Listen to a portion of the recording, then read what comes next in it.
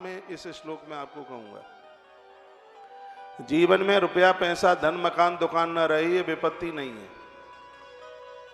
विपत्ति की परिभाषा क्या है, दुख क्या है? इधर देखिए, जिन क्षणों में हम भगवान को विस्मृत हो जाएं, भगवान को भूल जाएं, इससे बड़ी कंगाली कोई दूसरी नहीं हो सकती। घर में एक बढ़िया सा मंदिर बनाइए, सुबह शाम दिया जलाइए, ठाकुर जी को भोग लगाइए, उन्हें नहलाइए। जो परमात्मा का प्रत्येक दिन पूजन करते हैं उन्हें रोजाना एक सोम यज्ञ करने का फल प्राप्त होता है। भगवान को नित्य पूजने की इतनी बड़ी महिमा है। जिनके घर में आरती में दिए सुबह शाम जलाए जाते हैं, उनके घर में गूंगे बहरे बच्चे पैदा नहीं होते, अपांग दिव्यांग बच्चों विकलांग बच्चों का जन्म नहीं होता। यह है अपने घर में दिए जलाने की इतनी बड़ी महिमा है। इससे महापुराण भरा पड़ा है इन सब चीजों से। माताएं बैठी हैं, पुरुष तो नहीं करेंगे पर माताएं जरूर करेंगी। ये जरूरी नहीं कि रात्रि को आप स्नान करें, गृहस्थी लोग तब पूजा में जा सकें। वर्ण है, घुटने तक पाँव धो लीजिए, कोहनी तक हाथ धो लीजिए, मुंह में 7 बार जल डालकर कुल्ला कर लीजिए, तो फिर आप संध्या आरती करने के लायक हो जाते हैं, आप शुद्ध पवित्र हो जाते हैं। तो ऐसा करके ही संध्या की आरती कीजिए। सुबह की आरती में आप स्नान करते हैं, ये धुले हुए वस्त्र पहनते हैं। आपको जन्म पत्नियां लेके कहीं भी इधर उधर थोड़ा बेच जाइए, इधर उधर बिल्कुल भी भटकने की जरूरत नहीं पड़ेगी, आनंद ही आनंद हो जाएगा। तो राम जी ने पूछा, देखिए हनुमान जी को, हनुमान बताओ विपत्ति की परिभाषा क्या है? तो हनुमान जी कहते हैं, काय हनुमंत विपत्ति पर सोई, जब तब सुमिरन भजन होई। ज्यादा हो गया बेस। जिस समय जीव आपका स्मरण करना भूल जाए, आपका नाम लेना भूल जाए, इससे बड़ी कंगाली, इससे बड़ी और विपत्ति कोई दूसरी नहीं हो सकती। माता कुंती ने यह मांगा, भगवान से दुख मांगो तो भगवान दुख थोड़ी दे देंगे। परमात्मा ने तो पांडवों को अपने आप को सौंप दिया। धरती पर भगवान के बड़े बड़े भक्त हुए हैं, लेकिन कुंती नंदनों का तो फिर कहना ही क्या। कुंती मैया से वार्ता हो रही थी, बाणों की सैया पर पड़े हुए भीष्म करा रहे थे, बड़ा उन्हें कष्ट हो रहा था। 2 लोगों की मौत एक जैसी है, एक रामायण में जटायु है और एक महाभारत में भीष्म है। आप कहोगे कि दोनों की एक जैसी मौत कैसी है? क्योंकि दोनों के केंद्र में नारी है, मौत के केंद्र में नारी है। जटायु के भी केंद्र में नारी है। माता जानकी की वजह से उधर जटायु समाप्त हो रहे, इधर द्रौपदी भी केंद्र में है। द्रौपदी की वजह से हालात हो गई है भीष्म की, क्योंकि वो पाप को देखते रहे। दोनों मौतों का मैं अंतर बताऊंगा। एक वह व्यक्ति है जो नारी के सम्मान में अपने प्राण छोड़ के जा रहा है, और एक वह व्यक्ति है जो नारी का अपमान भरी सभा में देखता रहा। वह चाहता था तो दुर्योधन की फौज की ताकत नहीं थी कि कोई द्रौपदी के केसों पर हाथ डाल देता, लेकिन उन्होंने ऐसा नहीं किया। परमात्मा के यहाँ बहुत बड़ा न्याय है। जिसने एक नारी का अपमान देखा, वो बाणों की सैया पर पड़ा हुआ रोता रहा। जिस जटायु ने माता जानकी के संरक्षण में अपने प्राण छोड़ दिए, उसका मस्तिष्क प्रभु राम की गोद में रखा है, राम उसका अंतिम संस्कार कर। नारी का अपमान देखने से तो पुण्य क्षीण होते हैं, नारी पर हाथ उठाने से, उठाना आगे से उठाओ। नारी का अपमान करने से घर की संपदा, रौनक, आयु सब खत्म हो जाता है। मनु जी महाराज ने कहा, जहां नारी का मान है, रमनते तत्र देवता, वहां संपूर्ण देवताओं का वास होता है। नारी का आदर होना चाहिए, उसका मान होना चाहिए। जिसने नारी का अपमान किया, क्या बचा? रावण की कहानी पढ़ लो, कंस की कहानी पढ़ लो, दुर्योधन की कथा पढ़ लो, उनका सब कुछ समाप्त हो गया। 8 पितामह भीष्म बाणों की सैया पर करा रहे थे। कहा, गोविंद कृपा कर दो, एक बार दर्शन दे दो, आपने हमसे वायदा किया था। भगवान श्री कृष्ण 5 पांडव, द्रौपदी और बुआ कुंती को लेकर के वहां पहुंच गए। भीष्म के चरणों में भगवान ने प्रणाम किया। कहा, हे गंगा पुत्र, देवकी नंदन आपके चरणों में प्रणाम करता है, हाँ मेरा प्रणाम स्वीकार करें। आंखें खोली भीष्म ने, देखो आप थोड़ा सा इधर, आज आप ज्यादा मूवमेंट में, हिला डुली ज्यादा हो रही है, एकाग्रचित होके बैठिए और तो बिल्कुल कथा समझ में आएगी। जिस कथा को आप सुन रहे हैं ये उस महापुरुष की कथा है, काल भी जिसका सामना करने में असमर्थ था, बाबा भीष्म। इच्छा मृत्यु का वरदान मिला उन्हें, पिताजी ने उन्हें इच्छा मृत्यु का वरदान दिया। ऐसे भीष्म कृष्ण के चरणों में भीष्म ने प्रणाम किया और रोने लगे। गोविंद ने कहा, पितामह आप क्यों रो रहे हैं? भीष्म ने कहा, प्रभु आप जैसा सहज कोई नहीं होगा, दयालु कौन होगा, मैं कितना अपराधी हूं। उस युद्ध में आपकी प्रतिज्ञा थी कि मैं हथियार नहीं उठाऊंगा, लेकिन मैंने आपकी प्रतिज्ञा को तोड़वा दिया। मैंने कितनी बड़ी गलती की है, क्या आप मुझे क्षमा कर देंगे? कृष्ण ने कहा, पितामह मेरे भी जीवन का एक नियम है, मेरी बात बिगड़ जाए कितनी भी बार, मैं कभी अपने भक्त की बात बिगड़ने नहीं देता। आपने तो दुर्योधन को ये वचन दिया था, जब दुर्योधन ने कहा था कृष्ण निहत्था रहेगा, युद्ध नहीं करेगा, तो तुमने कहा था अच्छा बिना हथियार उठाए कृष्ण युद्ध जीते। तो मैं भी गंगा पुत्र भीष्म ना कहा हूं, यदि द्वारकाधीश के हाथ में चक्र ना गहा हूं, तो तुम्हारी प्रतिज्ञा के लिए मैंने अपनी प्रतिज्ञा को मैंने तोड़। ऐसे भगवान सहज हैं, ऐसे सरल हैं। भगवान श्री कृष्ण ने कहा, पितामह हस्तिनापुर की गद्दी के मालिक ज्येष्ठ पुत्र पांडु नंदन हैं, आप उन्हें कुछ राजधर्म के बारे में बता दीजिए। राजधर्म के बारे में बताया, कहा गया दान धर्मान राजधर्मान मोक्ष धर्मान विभागसा स्त्री धर्मान भगवत धर्मान समास अभ्यास होता। राजा वही है, यहाँ कुछ नेता लोग बैठे हों, राजनीति से जुड़े हुए लोग बैठे हों, तो आपके इधर बैठे, आपके मतलब की यह बात है। कहा गया है प्रजा के साथ राजा का ऐसा संबंध होना चाहिए जैसे पिता का पुत्र के साथ होता है। राजा एक किसी परिवार और खानदान का नहीं होता, राजा पूरी प्रजा का होता है। राजा के पास जो भी पैसा होता है वो अपना नहीं होता, वह प्रजा का होता है। राजा वही राज्य की गद्दी पर बैठने के लायक है कौन? जिनके यहाँ ये लोग सुरक्षित हैं, वृद्ध सुरक्षित है, बच्चे सुरक्षित हैं, स्त्री सुरक्षित है, महापुरुष संत लोग सुरक्षित हैं, गाय सुरक्षित है और नदियां सुरक्षित हैं। ऐसे राजा में अग्निदेव और वरुण देव और यमराज ये सब देवता उसके अंदर वास करते हैं। वही राजा योग्य है जो अपना पूरा जीवन समाज की सेवा में निकाल देता है। उसके अंदर कोई पक्षपात नहीं होता। 4 चीजें होती हैं राजा पर। मनु जी महाराज ने कहा, साम दाम दंड और भेद। इन तीनों नीतियों में राजा निपुण होता है। साम का मतलब 2 लोगों में लड़ाई हो जाए तो उसे समझाए, ये नहीं कि जिसने तुम्हें वोट दे दिया और उसी की तरफ से तुम खड़े हो, नहीं। राजा के हृदय में वोट देने वाला और न देने वाला दोनों सम हो। यदि आपस में वो झगड़ते हैं तो वो पुलिस थाने फोन न करे कि यह हमारा द्रोही है, इसकी अच्छी तरह से खबर ले लेना, बिल्कुल भी नहीं।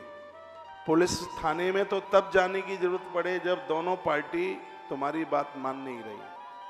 उन्हें पहले समझाइए, लड़ाई को आगे बढ़ाइए नहीं। ये नहीं कि तुम्हारा पावर है, भोपाल तक तुम्हारे हाथ बढ़े हुए हैं, तो ऐसा नहीं है कि एक के साथ अन्याय हो जाए। इस बात का राजा ध्यान दे। ये पितामह भीष्म अपनी नीति में बता रहे हैं कि राजा कैसा होना चाहिए। तो राजा के पास साम समझाने का एक तरीका उसके पास हो। दूसरा है दाम, कुछ पैसा पूसा लेकर के समझता है तो समझा लेना चाहिए। दाम पैसा खर्च करना पड़े और समझ में आ जाए उसके में तो वो भी खर्च कर ले। साम दाम। समझाने पर भी नहीं मानता है, देने पर भी नहीं मानता है, तो तीसरा सूत्र है दंड। फिर उसके लिए दंड नीति होना बहुत ज्यादा जरूरी है। फिर उसके लिए कठोर से कठोर दंड हो। और राजा को चाहिए कि दुश्मन को परास्त करने के लिए एक चौथा सूत्र है जिसका नाम है भेद। जरूरत पड़ रही है राज्य को ठीक करने के लिए, दुश्मन लोग बढ़ रहे हैं, अन्यायी अत्याचारी बढ़ रहे हैं, तो उनके खेमे में जो लोग हैं उनको तोड़ना शुरू कर दीजिए, उन्हें अपने आम में मिला लीजिए। ये राजनीति के 4 धर्म बताए गए हैं, इसमें कोई दोष नहीं है। यदि कोई अच्छा विभीषण को नहीं तोड़ लिया, विभीषण आ गया भगवान किया, तो गलत क्या हुआ? यदि विभीषण की वजह से रावण की ताकत बढ़ती है, विभीषण यदि उस खेमे में रहते तो रावण को मारना ही मुश्किल हो जाता, क्योंकि ब्रह्मा जी ने रावण को एक ऐसा बाण दिया है कि जब वो दुश्मन के हाथ में बाण पहुंचेगा और उनके तीर कमान से चलकर रावण की नाभि में लगे, तब ही रावण की मृत्यु होगी, नहीं तो वो मरेगा ही नहीं। इसलिए एक अन्याय और अपराध को समाप्त करने के लिए प्रभु श्री राम जी ने राजनीति के 4थे सूत्र को स्वीकार किया, जिसका नाम है भेद। दुश्मन के आदमी को तोड़ने की एक कलाकारी। दुश्मन कैसे तोड़ा जा सकता है ये, और ऐसा करने के लिए राजा सीधे नहीं मिलेगा। राजा के पास में हनुमान जैसे महान भाव होंगे, उनके पास जामवंत जैसे लोग होंगे, समझदार ऐसे लोग होंगे, तब ही दुश्मन को परास्त किया जा सकता है। ये पितामह भीष्म बता रहे हैं। पितामह भीष्म तो बड़े योग्य हैं। उन्होंने कहा, बेटा राजा को दानवीर होना चाहिए, देने की भावना होनी चाहिए, वो उदार हो। ये वो कहते हैं दान धर्मान, ये उसका धर्म है राजा का, नहीं तो राजनीति गड़बड़ कर देगी, सब खत्म कर देगी, ये अलोक परलोक समाप्त कर देगी। चुनाव में जीत जाना बड़ी बात नहीं है, बड़ी बात है कि द्वारा वाले 5 साल के इलेक्शन में तुम्हें वोट ना मांगने पड़े, वोट अपने आप मिले। ये आपका काम बताएगा, ये आपकी सहजता बताएगी, ये आपका समर्पण बताएगा। तो राजा को दानशील होना चाहिए, उसके अंदर देने की भावना हो। पहले तो जब तक राजा जिंदा होता उसकी सत्ता होती थी, अब तो 5 साल के बाद में चुनाव होता है। 5 साल में इतने काम करा दे कि लोगों के मुंह से निकले, बहा जितना काम 5 साल में हुआ है इतना तो कोई 50 साल में नहीं करा सकता था। लोगों के मुंह से ऐसी बात निकले। पितामह भीष्म कहते हैं, यदि किसी को ये अवसर मौका मिला है तो इसके पुण्य है, युधिष्ठिर ये उसके भाग्य। प्रजा को अपनी संतान की तरह समझना चाहिए। एक कथा सुना दीजिए। हमारे पूर्वज हुए थे जिनका नाम था भरत। भरत हुए थे, उन्हीं की वजह से तो देश भारत कहलाता है। तो कहते हैं कि उनके बच्चे योग्य नहीं थे, तो उन्होंने अपने ही राज्य में एक गरीब के बच्चे को राजा बना दिया भरत ने। भरत की माता का नाम था शकुंतला। शकुंतला रोने लगी, कहा तू कैसा बाप है, अपने बच्चों को न्याय नहीं दे पाया, तो अपने बच्चे को राजगद्दी नहीं दे पाया। लोग जिस गद्दी के लिए तरसते हैं, और तूने एक भूखे भिखारी को, उसके बच्चे को तूने राजा बना दिया, तू कैसा बाप है। तो भरत ने क्या कहा? भरत ने कहा तू एक माँ है इसलिए नहीं समझ पा रही है। हे मेरी माता, राजा एक खानदान परिवार का नहीं होता, वो पूरे जनता समूह का होता है, और राजा वो है जो प्रजा को अपना पुत्र समझे। तो ये भी तो मेरा बेटा ही तो है जिसको मैंने गद्दी दे दी। और आप मैं मानिए, आकाशवाणी हुई थी इस बात को सुन के। आकाशवाणी ने कहा था ये देश का नाम अभी तक आर्यावर्त रहा है, आज इस देश का नाम भरत के नाम से जुड़ेगा और इसका नाम भारत होगा। ये भारत नाम दुनिया के लोग देने वाले नहीं है, इंडिया नाम अंग्रेजों ने रख दिया होगा, लेकिन जो भारत शब्द है ये दुनिया के किसी भी व्यक्ति ने नाम नहीं दिया है। आप सर्च करके देख लेना, पढ़ के आप देख लेना। भारत शब्द हमारे ग्रंथों में, भारत शब्द अनादिकाल से, प्राचीन काल से है, और ये नाम प्रकृति ने दिया है। अंबर बोला था, आकाशवाणी हुई थी, आज से इस देश को भारत के नाम से जाना जाएगा। पहले तो इसका नाम आर्यावर्त था, और तब से लेके आज तक इसको भारत के नाम से जाना जाता है।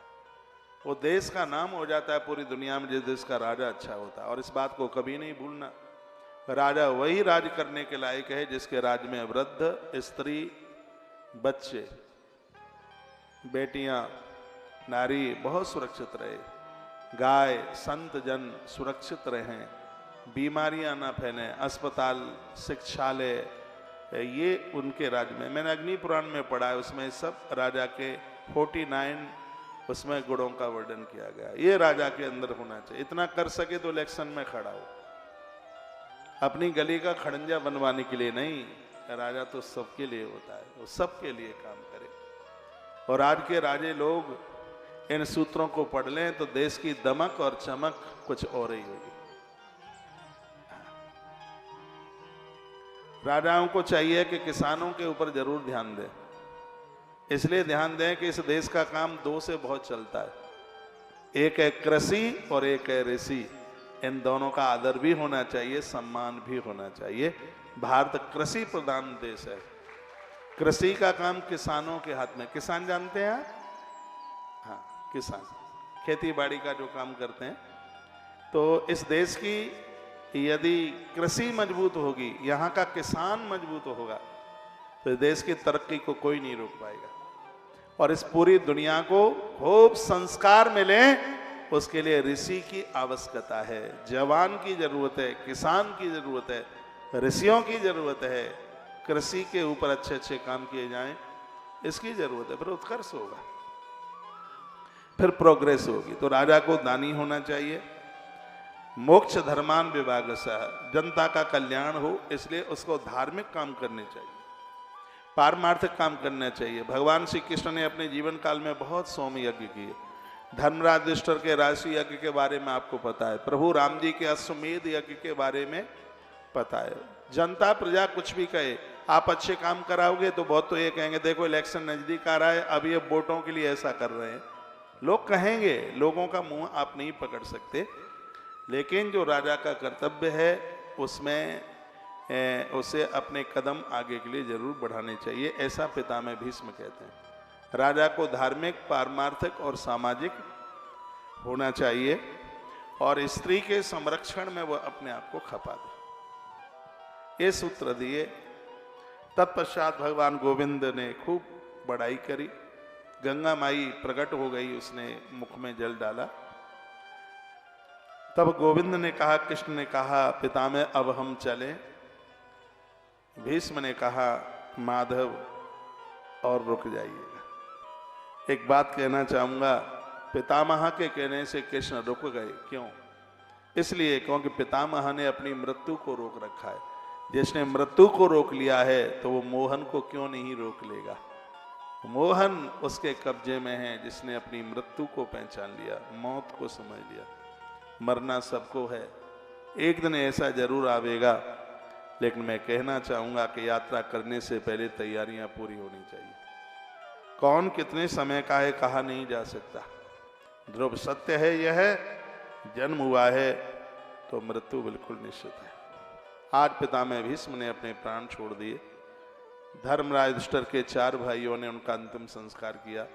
कृष्ण को विदा करने के लिए अर्जुन गए और इधर युधिष्ठिर अपने भाइयों के साथ में हस्तिनापुर आए।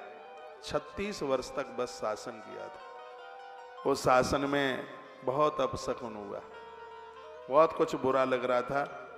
उन्होंने अपने भाई को कहा, भीम को के पार्थ प्रजा, उन्होंने कहा कि गता सप्ताह धुना मासा भीमसेन तवानुज, 7 महीने हो गए हैं अर्जुन को गए हुए कृष्ण को विदा करने के लिए।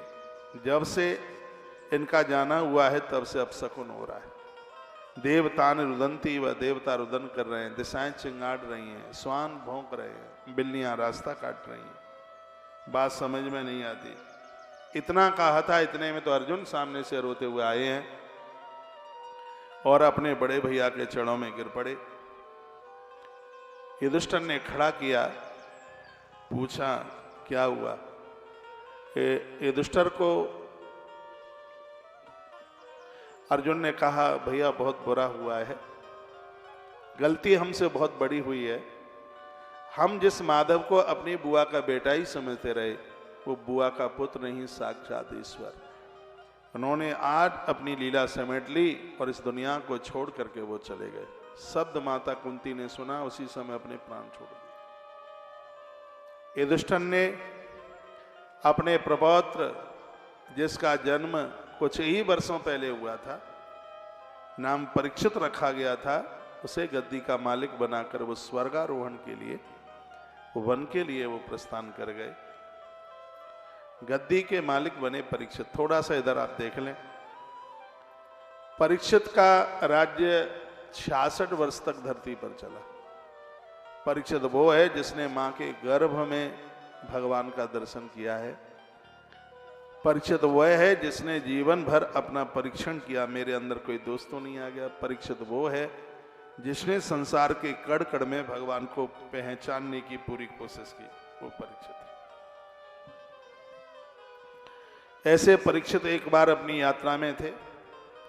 वर्णने धर्मचक्रम गमनाय परिधात, बताया गया है कि महाराज युधिष्ठिर से कलयुग का फैलना छिपा नहीं रहा था। युधिष्ठिर के जाने के बाद ही जो कलयुग आ गया, घरों में प्राणियों में वो लोभ, असत्य, छल, हिंसा आदि के रूप में वो चल करके आ गया था। तो आज परीक्षित ने देखा कि कोई मलिक्ष गाय और वृषभ को, गाय और बैल को मार रहा है। इधर देखिए, अपने अश्व से नीचे उतरे परीक्षित और जाके देखा धर्मे पदई के चरण विक्षायाम उपलब्धगाम, एक पाम के ऊपर बैल खड़ा हुआ था, उसके 3 पाम टूटे हुए थे। पूछा परीक्षित ने, तुम्हारा परिचय क्या है? उसकी आंख में आंसू थे। धर्म ने कहा कि वो उस बैल ने कहा मैं धर्म हूं और ये गाय धरती है। जब से तुम्हारे से पुरखे गए हैं, जब से, तब से इन अन्यायी ने, इस अधर्मी ने, इस कलयुग ने हमारी नाक में दम कर दिया। राजन रक्ष माम पायमाम। राजा परीक्षित जैसे ही कलयुग को मारने के लिए तैयार हुए और उसी समय वो चरणों में गिर पड़ा। कहा, राजन, अपनी इच्छा से मुझे रहने के लिए आप स्थान दे दीजिए, आप मुझे बिल्कुल भी मारिए मत। मैं एक बात आपको निवेदन करना चाहूंगा, धर्म के 4 चरण होते हैं। कलयुग में एक ही रह गया है, 3 टूट गए। तपा, स्वच्छम, दया, सत्यामित, पादा, कृत्य, कृता। सतयुग में इसके 4 चरण थे। 4 चरण इसके क्या क्या हैं? तप है, पवित्रता है, दया है, सत्य है। ये इसके 4 चरण है। हर युग में एक एक टूटता गया। इस कलयुग में सिर्फ और सिर्फ दाम रह गया और सब खत्म हो गया। चरणों में गिर पड़ा और कहने लगा, राजन, मुझे रहने के लिए अपने हिसाब से कोई स्थान आप दे दीजिए जिससे मैं अपना गुजारा कर लूंगा। परीक्षित राजा ने 4 जगह दी इसको। धूतम, पानम, श्रिया, सूना, यत्र अधर्म चतुर्विधा। बहुत ध्यान से सुनिएगा, कलयुग को 4 स्थान मिले। भगवान करे चारों स्थान किसी के भी जीवन में ना आवे। धूतम, सबसे पहले जुआ का, जहां लोग जुआ खेले कलयुग वहां रहेगा। कलयुग तो महा अपराध का नाम है, बहुत बड़े पाप का नाम है। और याद रखिएगा, जिनके घर में सट्टेबाजारी होती है, सट्टा लगाते हैं, जुआ खेलते हैं, वहां कलयुग आकर के बैठता है और यह लोग परलोक सब बिगड़ जाते हैं। धूतम। दूसरी बात है नशा। नशा तो बुराई है, कोई भी हो, चाहे अफीम हो, गांजा हो, मदरा हो, कोई भी हो। मैंने तो उसमें पद्म पुराण में पढ़ा है, अरे भैया, जिनके घर में लोग शराब पीते हैं उनकी 7 पीढ़ियां खून के आंसुओं से रोती हैं, बिलखती हैं। आप अपने पूर्वजों को ठीक से श्रद्धांजलि नहीं दे सकते, श्राद्ध नहीं उनका कर सकते, तो उल्टे पुल्टे कुकर्म करके उन्हें कष्ट तो नहीं दीजिएगा। जब अच्छे लोग मंदिर में जाते हैं तो इसका पुण्य पूर्वजों को मिलता है, और जब हम खोटे कर्म करते हैं तो उसका कष्ट भी हमारे पुरखों को प्राप्त होता है। लड़का बदमाशी करता है, गायब हो गया, पुलिस वाले आए हैं, और यदि वो नहीं मिला तो उसके बाप को पकड़ के ले जाते हैं, चाचा को लेके पकड़ के ले जाएंगे, ताऊ को पकड़ के ले जाएंगे, फिर उसको हाजिर होना ही पड़ता है। जब पटा पड़ते हैं, लाठियां पड़ती हैं, बिल्कुल वहाँ का भी न्याय बड़ा अद्भुत है। यहाँ अच्छा काम करते हैं तो उसका पुण्य वहाँ मिलता है, यहाँ गड़बड़ काम करते हैं तो उसका अपराध भी उनको भोगना पड़ता है। इसलिए अधर्म के कलयुग का मतलब है अधर्म की 4 जगह हैं। ये अधर्म 4 जगह है, जुआ, धूतम, पानम, नशा। अगली बात बताई गई है व्यभिचार। सच मानिए, वो लोग धरती पर देवता हैं जिनकी आंख में पराई नारी के लिए कोई दृष्टि नहीं, जो किसी से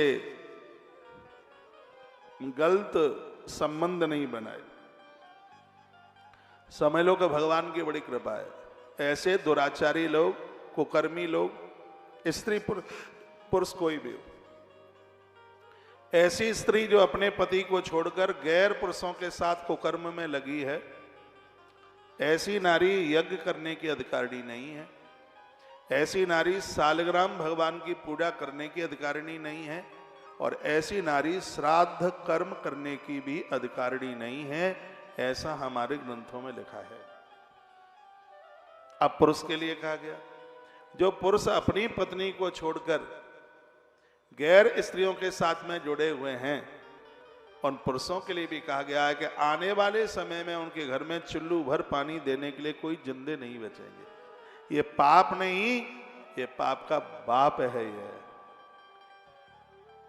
और मैं निवेदन करना चाहूंगा कि रिश्तों में पवित्रता बनी रहे। कभी कभी तो धर्म की चद्दर ओढ़ करके बहुत अन्याय समाज में बहुत बड़े अपराध हो जाते हैं। भागवत जी इसका बहुत भारी विरोध करती है का जुआ जहां होता है वहां अधर्म है, मदरा शराब जहां लोग पीते हैं वहां अधर्म है, जहां व्यभिचार होता है वहां अधर्म है, और जो लोग रिश्वत लेकर के काम करते हैं, जहां लोगों को चूसा जाता है, कष्ट दिया जाता है, वहां भी बिल्कुल अधर्म है। कल ही मैं बोल रहा था, लोग लहसुन प्याज का परहेज कर लेते हैं, लेकिन गरीबों का रक्त चूसे बिना नहीं मानते। यहाँ दुकानदार लोग बैठे होंगे। प्रार्थना पूर्वक कहना चाहूंगा, महाभारत की एक छोटी सी कथा भी मैं आपको सुना दूंगा। वस्तु में कभी मिलावट मत करना। हाँ, तराजू से कभी कम तौल के मन देना। व्यापार करने की भी एक लिमिट है। 5 रुपए की चीज 50 रुपए में बेचोगे तो फिर वो तो पैसा फेंपड़ा फाड़ के ही बाहर निकलेगा। पुलिस वाले पटा बजाएंगे, केस लगेंगे, दूर तो औलाद पैदा हो जाएगी। बहुत लोगों को बहुत ब्याज खाने की बड़ी आदत होती है। तो ऐसा नहीं है कि आप, गांवों की कहावत है कि भैंस दूध सहित भैंस का खोआ हो गया। अरे ग्राहक तुम्हारा भगवान है, ऐसा व्यवहार कीजिए कल लौट के आ जाए, नहीं तो परसवाड़ा में और भी दुकानें बहुत है। ग्राहक के साथ अपनत्व जैसा। तुम्हारी दुकान पर बच्चा बैठा है तो भी वही रेट, बूढ़ा बैठा है बच्चा लेने आता है तो भी वही रेट। अब मैं तो दुकानदार नहीं हूं, नहीं तो आपकी दुकान चला के बता देता कि कैसे चलती है। उसमें मुनाफे में एक निर्णय ले लो कि इतना % आपको लेना है। ऐसा नहीं, कभी कभी तो कहते हैं कि आज तो मोटी मुर्गी मिल गई, भाषा देखिएगा तो हाय नहीं, बिल्कुल नहीं। यहां बोला है, यहां कहा गया है कि जो 2 नंबर का धन इकट्ठा करते हैं, उसका संग्रह करते हैं, वहां अधर्म का वास। और ये तीसरी चौथी पीढ़ी में कबाड़ा कर देता है, कुछ रहने ही नहीं देता, सब समाप्त कर देता है। ये पाप पुण्य स्वर्ग नरक सब यही है। आप थोड़ा अपना ध्यान करके देख लेना, जिन्होंने खूब पैसा उल्टा फुल्टा हेरा फेरी से कमाया, उनकी औलाद देख लेना, उनका जीवन देख लेना। बीमार होंगे, कुछ न कुछ उसने जरूर आदि व्याधि लग गई होगी। फैसला सब यही है। हाँ, परमात्मा देर नहीं लगाता भैया। पुण्य छीण हुए नहीं कि लाठी पड़ी नहीं। हाँ, यहाँ थोड़ी देर हो सकती है, लेकिन अंधेर नहीं हो सकता। तो गिनती करो, जुआ सट्टा खोरी में कलयुग है। दूसरा है पानम, नशे में, शराब में, मदरा में कलयुग है। तीसरा है व्यभिचार, स्त्री पुरुष कोई भी हो। और चौथा है हिंसा। तो इसमें कलयुग को स्थान दिया गया। कलयुग ने कहा चारों पवित्र है, मुझे इनसे घृणा होती है। तो मोबाइल बंद करिए,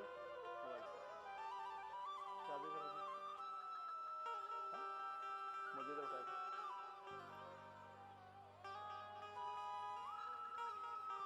बोलिए बांके बिहारी लाल की जय। श्री हनुमान जी महाराज की जय। जय जय श्री राम। रजो वैरम च पंचमम। रजोगुण में कलयुग को स्थान दे दिया गया। रजोगुण का मतलब है जो अपने बच्चों के लिए और सिर्फ अपने परिवार के लिए और अपनी पत्नी के लिए जीवन जी रहा है। माता पिता से उसे कोई मतलब नहीं है, कुटुंब खानदान से उसे कोई मतलब नहीं है। ऐसे लोगों को कलयुग मार डालेगा, छोड़ेगा नहीं। तो वहां अधर्म का स्थान बताया गया। मैं निवेदन करूंगा, प्राणों की आहुति डाल करके भी माता पिता की रक्षा होती है, उनकी सेवा होती है। तो ये बहुत सस्ते में सौभाग्य मिल गया। धरती पर वो बड़े नहीं है जिनको हिस्से में कुछ जमीन जायदाद मिल गई है, धरती पर भाग्यशाली वो हैं जिनको हिस्से में माता पिता मिल गए, जिनको हिस्से में भाग्य, ये बिना भाग्य के काम होगा। तो ये कलयुग को स्थान दे दिया गया। राजा घर आए, एक दिन की बात थी। एकदा धनुर्धुम्य विचरण मृगयाम बने, एक दिन वन में गए और उन्होंने के देखा कि एक मृग का पीछा किए थे। वो कलयुग ही मृग बन के आ गया था। राजा ने अपना बक्सा खोला था, उसमें सोने का मुकुट रखा हुआ था संदूक में। राजा ने उसे अपने सिर के ऊपर रखा। तो ये अन्याय अपराध का मुकुट था। जरासंध को मार करके उसका मुकुट लेके भीम आए। भगवान ने मना किया था कि इसको लेके मन जाओ, लेकिन वो नहीं माने। वही मुकुट आज परीक्षित ने अपने सिर के ऊपर लगा लिया, तो दिमाग बदल गया। हाले आप मानना या ना मानना, मानना अपराध का नोट आपकी जेब में होगा, बेचैनी हो जाएगी। अपराध की रोटी आपके पेट में होगी, मन अशांत हो जाएगा। यदि किसी दिन कोई अपराध हो गया, पाप हो गया, तो जरूर उसको ठीक से समझिएगा कि उस दिन आपने रोटी कैसी खाई, कहाँ खाई, किसके यहाँ खाई, आपको पता